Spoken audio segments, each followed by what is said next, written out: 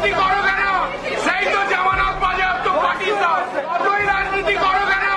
সেই তো জামানত বাজেয়াপ্ত পার্টি দাও। একার আগে হাইকোর্টটা, আরে আজকে আমিও এসেছি। আরে আমরা হাইকোর্টের স্টেটমেন্ট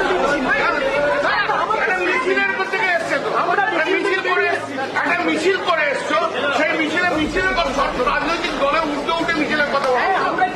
তুমি দায়িত্ব করছো, তুমি রাজনীতি করো না, করো করো করো করো, আরে করো করো, যতই রাজনীতি করো কেন? সেই তো জামানত বাজেয়াপ্ত পার্টি দাও। একদম জামানত বাজেয়াপ্ত, জামানত বাজেয়াপ্ত। ও কিছু হবে না, সিপিএম কিছু করতে পারবে না।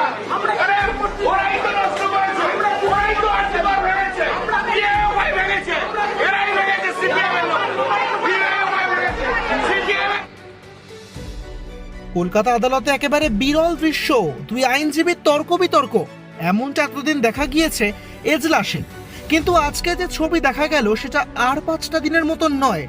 এজলাসের বাইরে দুজন আইনজীবী, তারা আইনজীবীর পোশাকেই রয়েছেন, কিন্তু তাদের প্রত্যেকেই চেনে। একজন বামেদের সায়ন ব্যানার্জি এবং অন্যজন শাসক দলের সাংসদ কল্যাণ বন্দ্যোপাধ্যায়।